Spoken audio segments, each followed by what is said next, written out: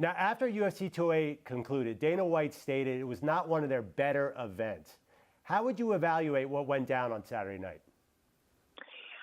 You know, I would have to agree with him in a way. I think part of the problem, sometimes part of the lukewarm feeling people get is when there's a show that doesn't have a lot of finishes.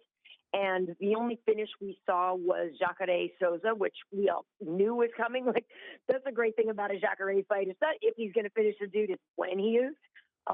So it's kind of great like that. So he delivered. You know, there were a lot of close fights. And so that means a lot of decisions. So that kind of gets people kind of feeling like, I don't know, we want to see finishes. But also the fact that some of the decisions that were made, people didn't 100% agree with. Anderson Silva is a perfect example of that. So I feel like it was more about the judging and less about the actual performance of the fighters. It was, you kind of feel like when the judges don't get it right, or when a lot of people kind of feel like something is wrong with the decision, it's hard for people to feel excited, because you're kind of going to walk away and go, yeah, but did that guy really win? I don't know. I think the judges, had way too much to say about it. So I feel like that's probably what it was. Now, Holly Holm lost for the third time in a row. Ronda Rousey may never fight again. These are stars who've helped grow the sport. How concerned should the UFC be? Concerned to a degree, I suppose.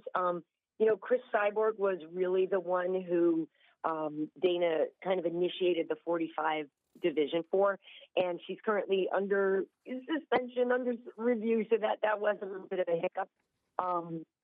So we do need some stars, certainly, but obviously there's Conor McGregor. Conor can't fight all the time.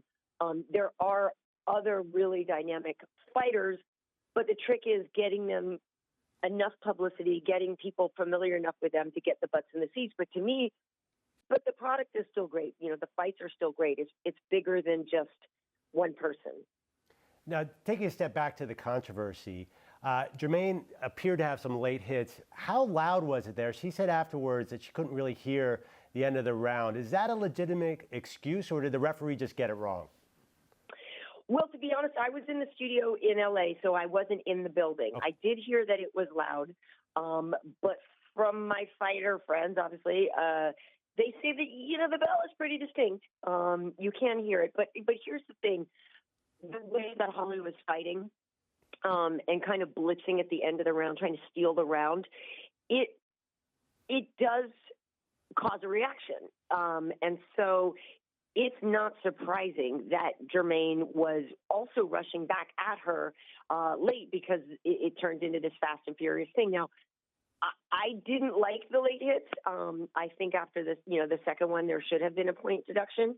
No way do I think Germaine is a dirty fighter. I don't think that was her intention. I don't think they were on purpose. I'm more likely to believe in the caught up in the moment element, but at the same time, you do hear the bell.